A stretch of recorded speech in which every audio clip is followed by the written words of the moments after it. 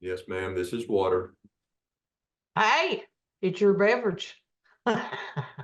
This is a week of vacation too, so I don't have to go to work tomorrow. There you Anyway, go. all right, we're recording, and your whole 10 years have been with Arco. Yes. Okay. Welcome back to Between the Levees. I'm joined today by Miss Karla Evans. Began with Artco about 10 years ago as a cook and is now steering for Captain Steve O'Farrell, whose episode published last week. Karla, welcome to the show. Thank you. Glad to be here. Glad to be part of it. Thank you very much. I understand hopefully by the end of 24 or early 25, you'll be cut loose as a pilot. How long have you been in the wheelhouse steering? Probably a couple of years, give or take. Yeah, a couple of years. And what brought you to the industry? Of course, you joined as a cook. What were you doing before that? Actually, before that, I was corporate retail, and predominantly, I've been retail, and then I've done some catering, and I was raised in restaurants the early part of my childhood, so cooking's always been a thing with me. And then, but whenever it comes to the river, I've also had some family members in the past. My great grandma on my mom's side, her dad's mother was actually a cook on the river for a little bit. And then my grandma's sister's husband worked out there on the river. And then I had a cousin who went to work for Ingram, as a matter of fact, as soon as he graduated high school. And he was a mate, he worked on the FR Bigelow. The way I understand it, he was going to be fixing to be going to pilot school, but he passed away. His name was Harry Bolton III. Of course, the family referred to him as Opie. So I've always kind of been interested in it, and I always thought it would be neat to do. Well, where did you grow up? I was born and raised in Southeast Missouri. Tell me about your childhood, and I guess getting through school and what eventually led you to this job with Arco.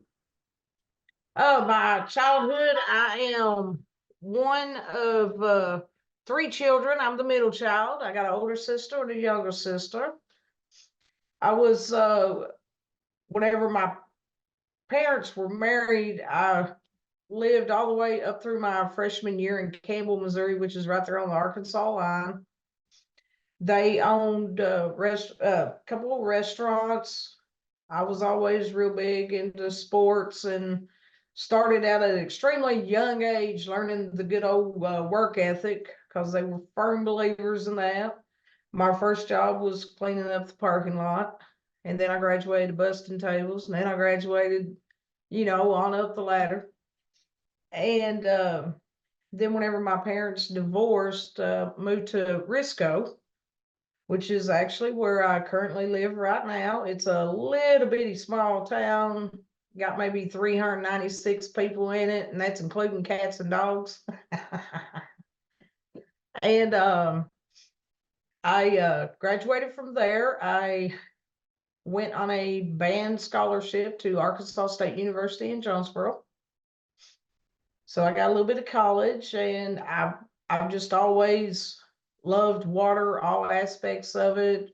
I've had personal boats that I've driven for a long time. I always loved cooking, and just so happened I was living in Georgia at the time, and a lady went in to a doctor's office where my mom worked at for 30 plus years, and she was actually retiring from Arco and was telling mom about it. And so mom called me.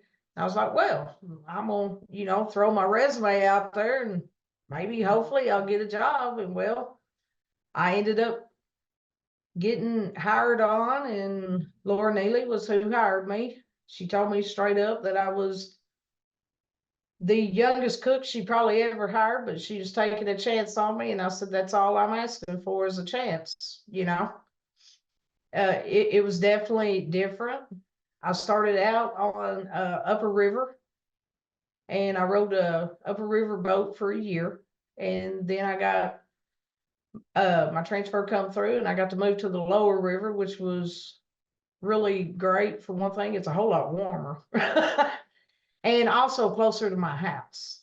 Where I live at, it's I'm about 20 minutes from New Madrid, so I'm in the boot heel of Missouri. But I just, I don't know, I just do a whole lot of praying, and the good Lord made everything fall into place. So, Well, fill me in on your introduction to the industry, the first time stepping on the boat, how different that life was. And I'm sure 7.5 years in the galley and countless deckhands that you fed, I'm sure you got some decent stories. oh yes, I have all kinds of stories. With Art Code, whenever I got hired in, your first 2 weeks you spend it on the mag barge, which is the training facility. They still do the mag barge, however, it's not a full 2 weeks anymore. But it was definitely different. Um, Towboaters were definitely a different breed, so to speak. And I always heard my cousin, different people refer to it, and well, to me, I was like, yeah, whatever, But it was definitely different, because it was different, but the same at the same time, because regardless if you're cooking for 2 people or cooking for 200, you got to rule of thumb, first and foremost, you want to make sure you know the food allergies, because you don't want to kill anyone on purpose, or at least I would hope not. And then it's just a matter of figuring out, the likes, dislikes, and this and that of different people. And then, of course, you got the specialty diets, like if someone's a diabetic or heart problems or whatever. And the biggest thing that I remember was what Laura Neely told me on the day that she hired me. She said, you just always remember one thing: you're not a short order cook. And there's no way you're always going to please everyone. And that is so true. Uh, as far as I know, to my knowledge, everybody liked my cooking, and probably one of the biggest things I'm well known for is my fried chicken. And my name starts with a K, so the ongoing thing was all the guys would be like, yeah, we're having KFC today. How many could say that? Karla's fried chicken. But it was definitely different. The biggest thing I would say from the mag barge, first of all, the mag barge was a lot bigger. The first time I stepped on a towboat, I was like, oh, wow, okay. Because everything was so much smaller. And then not being able to just go to a store and get whatever you want, having to deal with boat stores and figured out who liked what and how much of what, because you got big eaters, little eaters. Some people eat 3 meals a day, other people you may see them one time a day. And it just took a little bit to get all that down pat, but I have actually trained cooks. As a matter of fact, the boat that I am currently steering on, I was the cook. And whenever I found out that I got in the steering program, I trained my replacement. And the best thing that I always told them was view it kind of like the TV show The Waltons, because you're cooking for the Waltons, and you're going to be the cook, the mom, the counselor. The cook is pretty well, you wear multiple hats, and you do become one big family. I mean, after all, you spend as much time, if not more time, with the people on your boat than probably your own family. And so it becomes your second family. And then as far as you got the budget that you need to try to keep in mind, and all kinds of fun stuff. And then, of course, every Friday's fish day, every Saturday's steak and burger day, every Sunday's fried chicken day. And I was always one of these people, I'd just conjure up some stuff and I'd be like, okay, let me know if you like it or not. Cause if you don't tell me, it may show back up. If you don't like it, don't be afraid to hurt my feelings. After all, that's what a slop bucket's for. That's the way I was with it. And I've always worked with nothing but a great group of guys. But I've been on the Andrew McMillan for 9 of the 10 years. Do you remember Devin Cooper?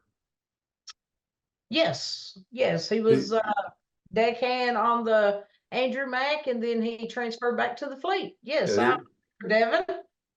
I believe he recommended Captain Steve and was mentioning to him that I was going to have you on, and he definitely had pleasant memories of your cooking skills, and was certainly happy to see you in the wheelhouse. But Captain Steve was telling me that from the galley you would get out there on deck. What are the biggest challenges of life out there for the cooks? And fill me in, I guess, on your experience on deck, learning from the guys and kind of seeing how it works out there.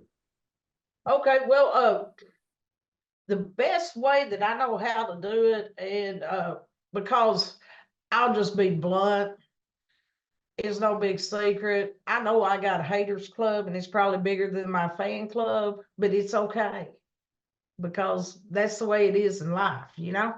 The best way I could explain it is in a galley, you're doing 3 meals a day, plus you're doing desserts. And it doesn't matter if the boat's going up and down the river, if it's in a shipyard, if it's on the side of the river stop. For whatever reason, a cook's job never changes. Because regardless, two of the biggest things about being out there on a towboat's what you're going to eat and when you get to sleep. Anybody who's rode a towboat knows that's the two highlights of the day. And so I done my job in the galley. And then in between meals and all that, whenever I got my license, I spoke with my captains. And then I also talked with some of the guys. And I was like, if you don't care, can I go out on deck with you? Because in my opinion, in order for me to be up there, I need to have an idea of what's going on with every aspect of that boat. I need to have an idea of how the engine room runs. You need to have an idea about the galley. You need to have an idea about the tow. You need to have a general idea of everything. That's just my opinion. And so with that being my thought process, I went to my captains. I asked them, they said they didn't have a problem. So in between cooking meals and all that, I'd go put on my little steel-toed boots and hard hat and life jacket and gloves and everything else that we would need. And I would go out there with the guys and I walked tow, I checked tow. They showed me how the wires were laid. They explained to me, why they were laid the way they were, and the backing leads and the steering leads, and what all these different components was to make up the tow. And I didn't go out there just one time. I went out there multiple times because I felt that was something very important and something that I needed to learn, which I did with the thanks of the guys. Then I went back in the engine room with one of the chiefs and I learned, what type of engines we have, how they get fired up. I learned about the fast system and, basically just enough back there to make me dangerous. That's it. I never claimed to be an engineer, but I do have a general idea. Like I know my boat, for instance, is a triple screw 10.5, and we've got 3 710 EMDs. The gearbox is a The engine's a 4,000, but with the gearboxes, it's rated 10.5 through all three. I know they get fired up off air. I know how the fueling system works and, taking on and off the ballast water and things like that. And well, with the galley, it's obvious I knew about the galley, but the other parts and then different captains, I they showed me, like, for instance, how to do tow diagrams, because that's another important aspect of it. The difference between a slick tow, or whether you're doing piggybacks out there or doing 2 and 3 piece units. What makes a slick tow? What's something you never want to do, which is push a box. You don't ever want to push a box. And of course, the slicker the tow, the better. It goes up and down the river. And then you've got your cable wires or your face wires, making sure your primaries are in the right place, your secondaries and thirds. And there's a lot to it, but I just felt that even though, no, I never had the title as deckhand, but I just felt that it was very important, very beneficial for me to learn all that, so I did. For the benefit of those watching this, listening in maybe, that don't know, the terms you just said, a slick tow or a, 2 and 3 piece units, and explain to me what those are. A slick tow is the way it was explained to me, and what I think of is just like anything else. Whenever you use the terminology slick, it's going to go up and down the river smoothly. It's not going to have, a bunch of water jumping on it, and your center of buoyancy, or like the weight, your heaviest part of the tow, you want it in the middle of the tow so that it's well balanced, just like anything else going down a river or anything. You want it to be well balanced in a slick tow. Like, you always want to have rakes, especially with loads, going across the front of your tow, because the rake is curved up. So therefore the water is going under it instead of going against it like a brick wall. And by slick tow, it means it's going to glide over that water much easier without using as much force. And whenever I'm talking about units, that's where you would have like a rake and 2 boxes, or a rake and 3 boxes, or basically your rake is the beginning of the unit, and then however many boxes determines what, whether it's a 2-piece unit, 3-piece unit, 4-piece unit, so on and so forth.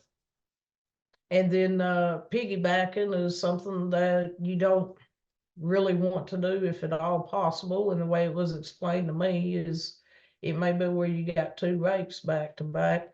And the whole reason behind that is because if you have to do a sudden stop or anything like that, one rake, with it being pointed up, and the other one is liable to slide underneath it, which could create you problems with your wires and all that. And that's the reason why you really don't want to do that. But there are instances where you have to.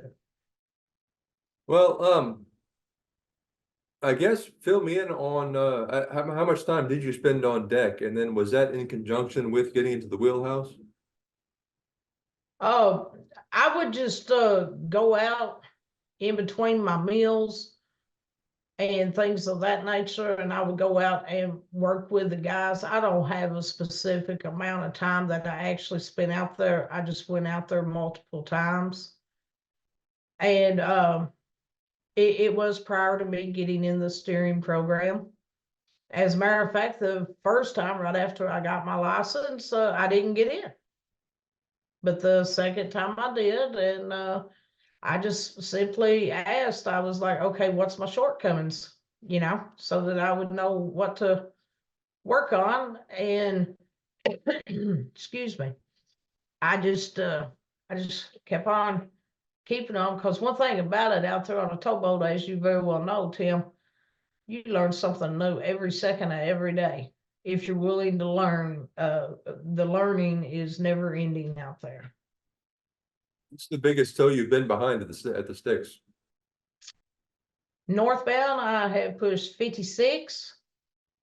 southbound 42. And we were actually hoping to get the 46 southbound towed, but we had some issues and had to go into the shipyard for a little bit, so we didn't get the 46, but that's what Steve and I both are hoping for, is the 46. And so far northbound's been 56. Who knows though, we've got some boats that have pushed 64, so who knows, may end up doing 64. I love it. Was that 56, 7 wide, 8 long, or 8 wide, 7 long?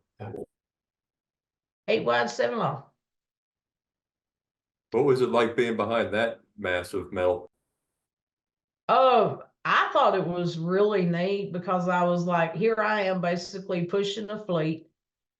And I had a captain tell me one time that you're pushing approximately about 10 to 11 acres down the, for that amount of tow, it is how did Captain Mike put it? One of the largest moving objects in the world down the narrowest, place for it to go, and you're in control of it, so to speak.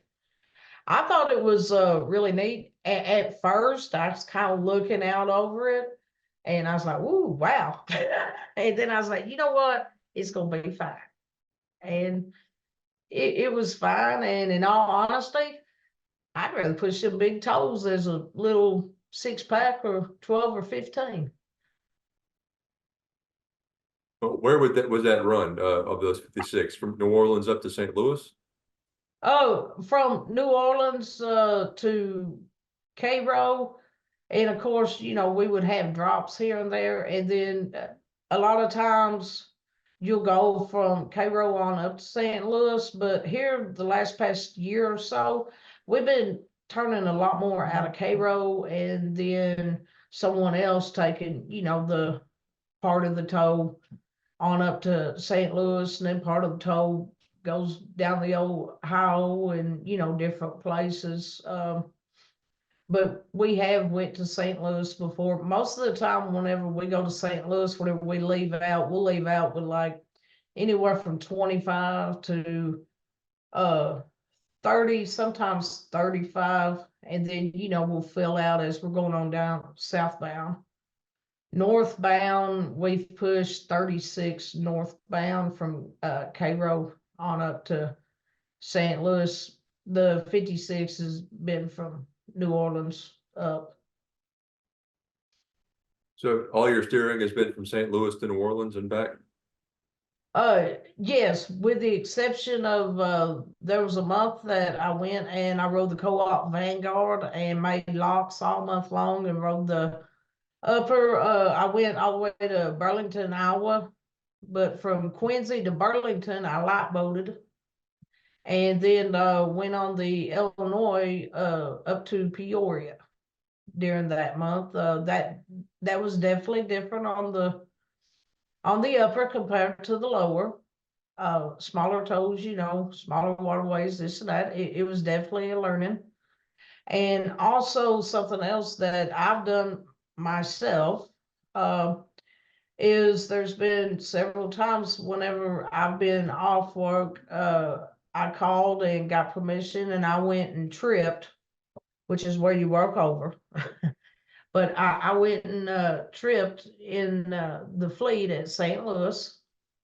And then I've also worked in our Wycliffe fleet, and I've also worked in our Valkyrie fleet, because to me, working in the fleet was extremely beneficial, like with the boat handling skills, getting down maneuverability, also learning the harbors, like if we're coming into St. Louis 2 or 3 o'clock in the morning. Once I get turned loose, I'm on backwatch, and they say, "Hey, we need you to land at Potomac," or whatever. I'm going to have an idea of where that is because I've been up there working. And also another benefit I felt to working with the fleets is like we would take different barges to docks. So therefore I learned how to spot a barge or go over there and pick up a barge. And to see a tow be built literally from scratch.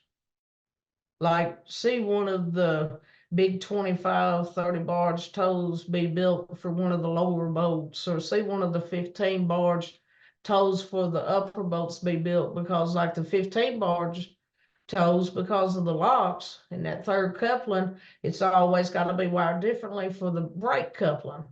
And to see that, I mean, to me, you can never learn too much, and every bit of it is a learning experience. And I am very grateful that so many people's been willing to work with me and allow me like to come ride the boats in the fleet with them and all that. Well, fill me in on your experience from, I guess, from the galley when you first get into that wheelhouse. You first sit down in that chair, the sticks are in your hand. So fill me in on that. What kind of tow were you behind the very first time? And I don't know, but I assume there were some nerves. Oh, there was definitely some nerves. I mean, but before that, I had some people who would let me get stick time prior to that. And but the first time actually sitting down in that seat saying, okay, we're really doing this. I remember going up there and Steve and I talking, and the first time I sat down, I was like, huh, because he was talking about how he said, I can't explain it, but he said it happens with all women. One of these days you're gonna sit in that chair and it's like you're plugged in. And I just kind of looked at him like, plugged in. And it is true. But the very first time I was nervous. First of all, we were southbound, and that's where you're going with the current. So of course you're going a lot faster than what you are, northbound. And I believe it was either my first or second watch. I was making my first bridge ever, and it was the Memphis bridges. I believe I would have to look back to be 100% certain, but I believe it was a 36 barge tow, 6x6 block of six. And I remember sitting there thinking, Lord, don't let me mess up. They may throw me out of here a whole lot quicker than I got in here, and then I was like, it's like another captain told me. He said, just breathe, and just take it, one step at a time. And that's what I did. And most importantly, I would tell this to anyone who's getting into a steering program. One of the most important things, in my opinion, is listen to whoever is steering you, because like from Captain Steve, and there's been some other captains, Captain Charlie, Captain Brian, you learn so much, because these are guys who's been out there. They've got all the experience, and you're up there brand new. And no offense, but you don't know, because if you did know, you wouldn't be a steersman. They would just put you as a pilot. And I remember Captain Steve telling me, you know exactly what to do. And I listened, I done exactly what he said. And I was like, oh, wow, this is pretty cool. I mean, I literally went through the bridges, barely had to touch the sticks, didn't have to put them to the dash or anything else. It just went through, same way with flanking and all that. And, I was nervous. I was nervous. However, I'm gonna tell you right now something else, in my opinion, that I was just as nervous, and that is I like probably one more solo trip northbound, and then I'll be turned loose northbound. Was the very first time he left me up there by myself, and it was like, oh man, I gotta make all these decisions and this that that was nerve-wracking at first, but I done it. And the biggest thing is, like he said, you just got to trust yourself. And it's okay. Everybody's going to make mistakes. The biggest thing is to know when to say, hey, don't wait too late. And, or, if something's coming, just make sure to minimize everything as much as possible. And so it definitely helped. But I'll be the first one to tell you, I have learned a tremendous amount, but I have a whole lot left to learn. Without a doubt. What are the biggest challenges you face in the chair up there?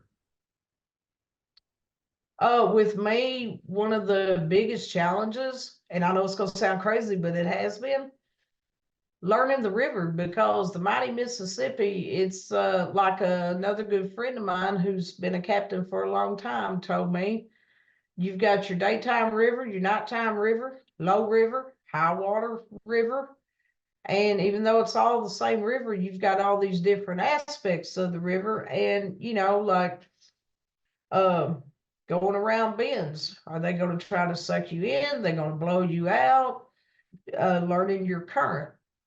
And to me, that just all that in general, it hasn't necessarily been hard. It's just about 1,000 miles of river out there, and just having time to learn it. And that's like in some instances, the current.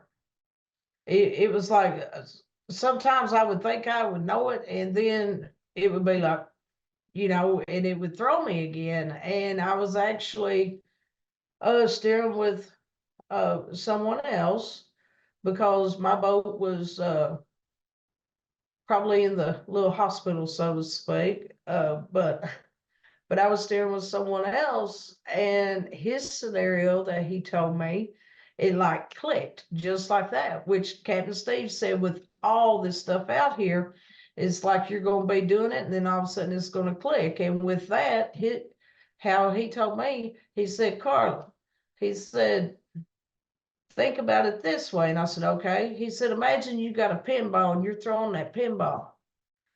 As that pinball's going around these bends or whatever, all these crosses on the river, he said, that pinball's your current. And it like clicked. I mean, right then it clicked. And I was like, makes sense. So along with being able to read the water and see all that, now I understand, it was like all coming together.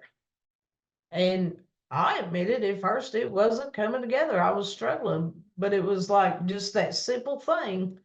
It clicked for me, to where someone else, it may take, something else to click. But yeah, the old pinball effect. Well, how dependent on systems like Rose Point and radar, things like that, how dependent are you as your training been versus, like you just mentioned, learning to read the river, see the actual conditions in front of you? Rose point and radar is very, very important. However, being able to look out your windows and see what's going on is also very, very important. Radar to me is the absolute 100% truth, because Rose Point, sometimes you may think one thing, on Rose Point, it may look like you're 200 foot away from something, but on radar, reality is it's 50 foot right there. At nighttime, obviously, because you don't have the daylight, that is when Rose Point and especially radar comes into play. Even as far as like if you're having to pull over and wait on other vessels coming by you and this and that, with radar, you can, get that to where it's a quarter mile away or whatever, to help you as that needs to navigation to be able to get right up against that bank. To where, but don't get me wrong, Rose Point is very, very helpful as well, because like as you're going along, like especially low water, for instance, there was one time we were southbound, low water, and around the Notre Dame fleet, coming from St. Louis going south, Notre Dame fleet, right there, right beside the sailing line, the channel, there was a place where we rubbed, because it was like 10 foot. So with Rose Point, you're able to put little notes in there for things like that. Vicksburg Bridge, you know, doing the notations on it, or like Helena Bridge, being able to do an arrow from like Jimmy Hawkins all the way through the bridge, and just different things like that. It's such a useful tool. So I rely, I guess, pretty heavily on both, but most importantly, you know, looking out your own window. Well, that gets through the majority of the questions I've got, but I wanted to finish maybe on some good stories from antics around the galley table, or if you got involved in any pranks with chiefs or mates or anything, mess with anybody out there. Oh man. Ah. Well, like there was this one guy, he was always real big on every day on steak day. He'd always come in and he'd want to look at everybody's steak because he wanted to make sure he got the biggest steak. And so I caught on to it. So one day I purposely, I had his steak, but one day I purposely had like this little bitty rinky dink steak out and put his name on it. And he's like, "What's this?" And I said, "Well, I thought you wanted the 100-calorie steak today." he he got a little upset over that. And then oh man, there has been so many stories. And like there was this we used to have this assistant, and we had a pilot, and regardless of what I cooked, it just got to be an ongoing joke because the pilot and the assistants both work back watch, so a lot of times they would be in there eating at the same time. And the assistant, he'd look at me and he'd smile and he'd be like, "Man, Karla, this is the best food I've ever ate before in my life," and this and that. And the pilot would be like, "Would you quit sucking up?" And you know, just stuff like that. Um, just some good old innocent fun. And then, well, you never knew what all everybody was going to be talking about. And we just always had a lot of fun. I mean, yes, we got the jobs done and all that, but we always just tried to have a good, positive attitude. And oh man, I can't even begin to think of how many stories. That would probably take me a little bit. I'd have to think on that and get back to you, Tim. Well, maybe we can do this again after your first hitch cut loose sometime next year. All right, that sounds great. It does. The the biggest, I guess, message that I would want to give to anyone in this industry is, if you're willing to put forth the hard work, the opportunity is there. And it's up to you as an individual whether or not you take that opportunity, because the opportunities are there regardless. After all, I guess I'm living proof. And well, if I get turned loose first, I guess I'm going to be the first woman pilot for ARCO, or Miss Allison will be. Is that right? Yes. Okay. Well, congratulations to you. Thank you very much for your time here this morning, and we'll certainly keep in touch with you. Okay. All right. Now I appreciate coming on. Thank you, ma'am. Talk to you soon. This has been a production of Where You At Studios, LLC.